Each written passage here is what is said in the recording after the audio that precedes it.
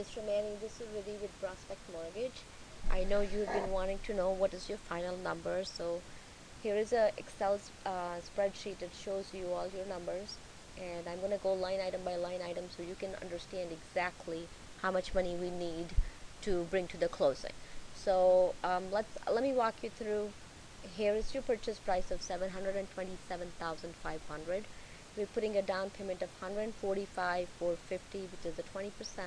That's what we decided to put down, and we are dividing your loan up into two because we will get better terms that way. So our loan amount on the first mortgage is 417,000, and you chose to lock at 4.75% on a 30-year fix, which was a great rate. I'm glad we locked the day we did because the rates are higher than 5%. So that was a good decision. It is amortized over 360 months, meaning you will be making the same payments. If you were to keep this loan for the entire term of the loan, you'll be making 360 equal payments. There is no prepayment penalty on the loan. You can pay off at any time, and you can refinance at any time. So there is no prepayment penalty. Now we have a second loan amount, which is a HELOC, and the amount for that is 165,000. So that is the program that is going to be changing. It is tied to the prime. Right now they're calculating your payment based at 4.99%, and again that rate will change when the government changes the prime rate. Right now it's at 0.25%. So this is a breakdown of your payment right here. So your monthly principal and interest payment for the first loan is $2,175.27. The second payment is $746.70. This is only the interest only payment. When they're qualifying you, they will show you the 15 years amortization payment, but they only expect you to pay the interest only. You can always pay more, but this is the minimum you have to pay. Again, this will change if the rate changes. The hazard insurance is your homeowner's insurance, nothing else. I'm estimating that at $100 a month. I'm estimating for you to insure that house, it's going to be around $1,200 a year. If it is cheaper, obviously you'll pay the lower amount, but I'm estimating that. This is your real estate tax bill, 1/12 of it. It comes to $1,515.67 every month. Since you're choosing to escrow, which I think you should absolutely encourage, I will encourage you to escrow because this is a large amount, and it will be easier on you to make your payment with your mortgage payment. So it comes down to $1,515.67. So your total monthly payment is $4,537.64. Now let me walk you through your closing costs. So this is the origination fee of $995. This is the fee that it's our fee. It includes all your underwriting, processing, everything you want to call it. And this is appraisal fee of $360 that you've already paid.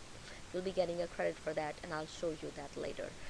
Attorney fees $450. Again, I am estimating that if it is a little bit higher, you will pay the higher amount.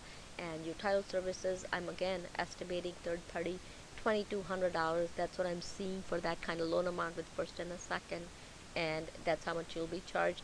If it comes in lower, you will have a lower amount. If it comes in a little higher, you'll pay the higher amount. But that's what I think is going to be pretty close to that amount.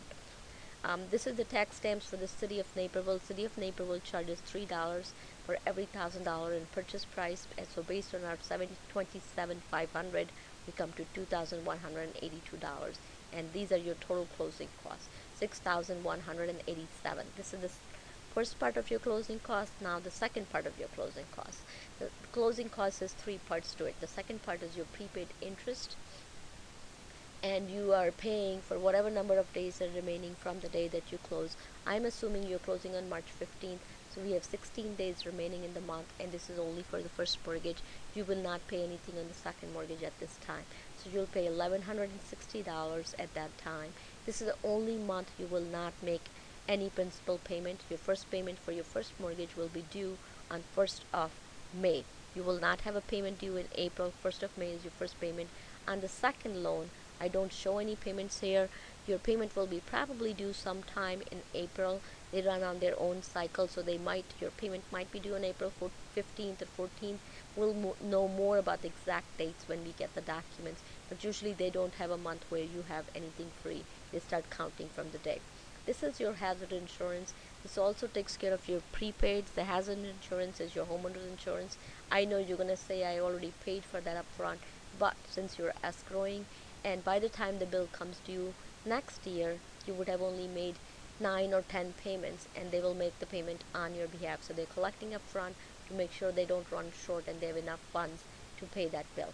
Now the county taxes, those are your real estate taxes since you're escrowing, and when you move into the house, your first payment for your tax bill will be due on 1st of June. You would not have made enough payments for them to pay the 6-month bill, and your second payment will be 1st of September. So you would not have made 12 payments by that time, and the bill will be due. But having said that, you have not lived in the house in 2010 at all, and the bill that is going to come due in 2011 is for 2010. So even though the lender is going to take around 12,000 for you and put it in escrow, you will be getting a credit, and I'll show you that. So your total prepaid items that you need to come up with is around $11,407.59. Now let's see how do the numbers add up.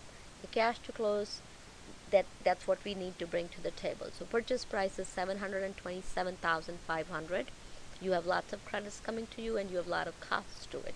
So let's add the costs first. Our closing costs are 11,400. Your prepaids are $11,407.59. It comes from this table. Your interest, your insurance, and your taxes, they add up to this number. We have closing costs of $6,045. That includes all your closing costs, including your attorney and tax stamps and your title, comes to this amount. So we add up these because that's what we need to buy this house on 15th of March when we close. $744,952.59. Now let's look at the credits that we have coming. We have the first loan amount of $417,000, so that's a credit. So we're going to definitely get that credit. Then we have a second loan of $165,000, so we're going to deduct that. The seller, remember I said you haven't lived in the house in 2010, and the seller owned it, so they're going to give you a credit of almost 14 and a half months of real estate taxes. That comes to around $21,000. Your attorney is going to figure it out exactly to the day, so you get the exact amount, but I'm just estimating it at $21,000. Then we also have a credit of $360 because you already paid for your appraisal, so that's going to be also counted as a credit. You also gave a deposit of $7,000 as your earnest money. So all this adds up to $610,360. So that leaves us with $134,592.59. What I would encourage you to do is get a check. You should be prepared for around 140, just because, not that you're going to need that, but I would say that would be a good number to have, because when the underwriter wants to look at the numbers, she's gonna look at not the seller paid prepaids, because that's a negotiating item. The underwriter is gonna want to see some more money in there. So for you to have in your account in liquid is around $140,000 is what you should have. I know we have ING and all those. I think you were thinking of selling your mutual funds. If you're going to sell them, we should be selling them within at least 7 days prior to closing, because I will have to show the proof that it has been cashed and it is in your account.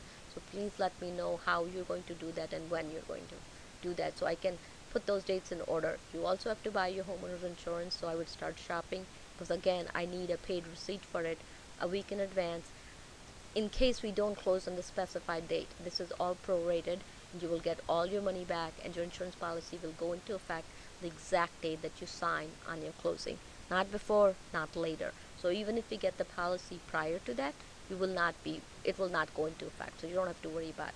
And I said 140,000. If we need a little bit less money than that, when you wire your funds, because you will have to wire them, you will get a credit right at the closing table. The other thing I want to bring out is your payment. Like I said, for your first loan is due on May 1st, but your second loan will be due sometime in April. And if you have any questions, give me a call. I'm hoping it is clear, and and there should be, if there's any confusion or any doubts, please call me. I'm here to help you. But I hope this helps.